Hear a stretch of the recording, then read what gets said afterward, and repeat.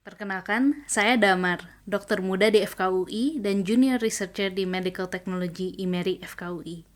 Dalam video ini, saya akan membahas bagaimana sebaiknya kita menyikapi hasil screening rapid test virus corona. Informasi ini ditujukan khususnya bagi tenaga kesehatan. Mari kita mulai dengan membahas sebuah kasus, yaitu Nona S, 28 tahun, seorang karyawan swasta, sudah seminggu ini melakukan self-quarantine di kos karena seminggu yang lalu menghadiri pemakaman seseorang yang didiagnosis positif COVID-19. Petugas puskesmas mengunjungi Nona S di kosnya. Saat ini, Nona S mengeluhkan batuk kering sejak 2 hari yang lalu. Namun, saat diperiksa dengan rapid test, didapatkan hasil negatif. Nona S merasa lega dengan hasil ini dan segera pulang ke rumah orang tuanya karena merasa percaya diri bahwa dirinya tidak akan menularkan virus corona. Apakah yang dilakukan Nona S sudah tepat? Sebelum membahas kasus Nona S, sebenarnya apakah rapid test yang dilakukan pemerintah? Rapid test yang dilakukan pemerintah adalah pemeriksaan serologis yang mendeteksi antibodi jenis IgG dan IgM. Antibodi adalah zat yang dibentuk oleh sistem pertahanan tubuh untuk melawan benda asing seperti virus. Untuk melakukan pemeriksaan ini, dilakukan pengambilan sampel darah. Pemeriksaan serologis memiliki keuntungan, dapat dilakukan dengan cepat, relatif murah, dan dapat dilakukan dengan mudah. Apa bedanya dengan pemeriksaan asam nukleat atau yang disebut dengan pemeriksaan RT-PCR? Pemeriksaan asam nukleat mendeteksi RNA, yaitu materi genetik virus. Sampel lebih sulit untuk diambil karena diperlukan sampel swab hidung atau tenggorokan yang juga memerlukan medium transport tertentu. Pemeriksaan ini membutuhkan waktu yang lebih lama dan biaya yang lebih besar. Selain itu, tidak semua laboratorium memiliki fasilitas untuk melakukan pemeriksaan ini. Dengan membandingkan kedua pemeriksaan ini, dapat dipahami mengapa pemeriksaan serologis lebih mudah dilakukan secara massal dibandingkan pemeriksaan asam nukleat. Pertanyaan selanjutnya yang timbul adalah, manakah pemeriksaan yang lebih baik? Pemeriksaan serologis atau asam nukleat? Mari kita lihat sebuah studi yang dilakukan di Wuhan yang membandingkan pemeriksaan serologis dan asam nukleat pada waktu yang berbeda setelah munculnya gejala. Pada aksis horizontal, perjalanan penyakit dibagi menjadi 0-5 hari, 6-10 hari, 11-12 hari, 13-15 hari, dan lebih dari sama dengan 16 hari setelah munculnya gejala. Aksis vertikal menunjukkan positive rate, yaitu berapa persen yang dideteksi positif. Pemeriksaan serologis ditunjukkan oleh garis dan bulatan putih, sedangkan pemeriksaan asam nukleat ditunjukkan oleh garis dengan bulatan hitam. Data menunjukkan bahwa positive rate pemeriksaan serologi awalnya rendah pada hari-hari pertama setelah munculnya gejala karena belum adanya antibodi yang diproduksi.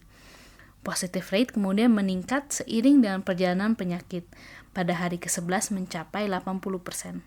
Sebaliknya, pemeriksaan asam nukleat efektif untuk mendeteksi virus corona di awal perjalanan penyakit dan kemudian menurun setelah 11 hari.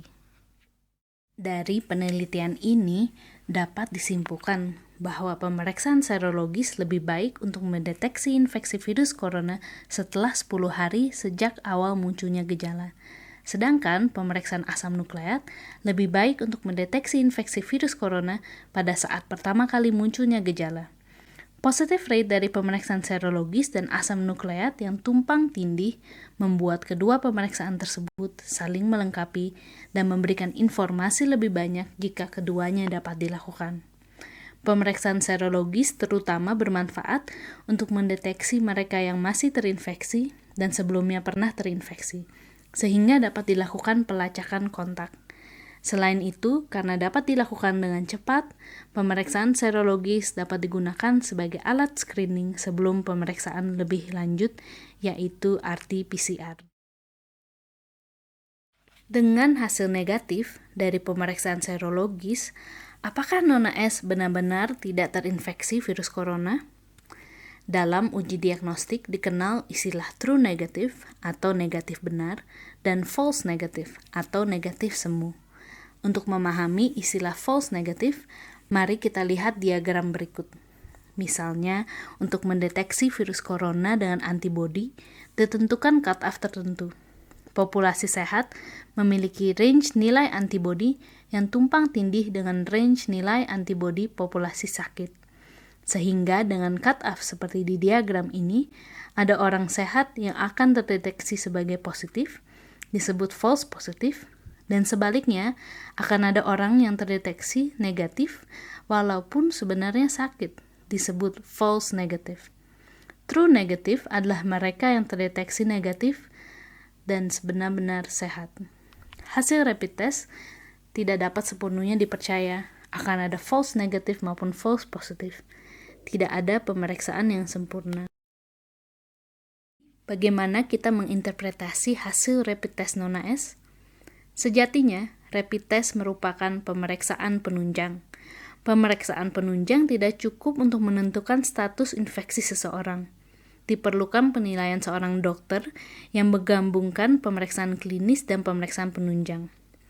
Probabilitas seseorang tidak terinfeksi ketika didapatkan hasil negatif dapat ditentukan dengan mengetahui probabilitas seseorang terinfeksi yang ditentukan secara klinis dan pengetahuan mengenai sensitivitas dan spesifisitas rapid test.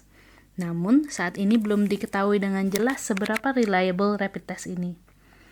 Jika hasil negatif, pemeriksaan ulang dan hasil yang negatif kembali akan menurunkan probabilitas seseorang terinfeksi. Pada kasus ini, sulit untuk mengetahui apakah Nona S benar-benar negatif, mengingat baru 2 hari sejak adanya gejala, sehingga kemungkinan belum cukup antibodi yang dihasilkan oleh sistem imun tubuh. Jadi, apa yang sebaiknya dilakukan oleh Nona S? Nona S perlu memonitor dirinya jika muncul gejala demam, batuk, dan sesak nafas, dan perlu segera ke fasilitas pelayanan kesehatan jika muncul gejala tersebut. Tentunya dengan menggunakan masker dan meminimalisir paparan dengan orang lain. Walaupun hasil rapid test negatif, Nona S sebaiknya tetap mengisolasi diri selama 14 hari untuk memastikan dirinya tidak terkena COVID-19, karena Nona S masih dalam masa inkubasi virus, yaitu bisa saja Nona S belum menunjukkan gejala. Bisa juga bahwa hasil rapid test merupakan false negative. Selain mengisolasi diri, Nona S sebaiknya tetap menjaga kesehatan dan makan makanan bergizi, beristirahat cukup, melakukan aktivitas fisik, dan menjaga kebersihan diri.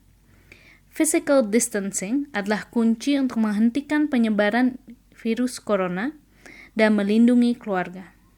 Nona S sebaiknya menghindari sosial kontak secara langsung, apalagi bertemu dengan orang tuanya yang memiliki risiko kematian lebih tinggi jika terkena virus corona karena usia lanjut. Namun, ini bukan berarti Nona S tidak bisa tetap menjaga kontak dengan keluarga secara online. Mari kita bekerja sama untuk menghentikan penderitaan yang diakibatkan oleh COVID-19. Mari kita lindungi keluarga dan masyarakat dengan menjalankan tugas masing-masing dan melakukan physical distancing.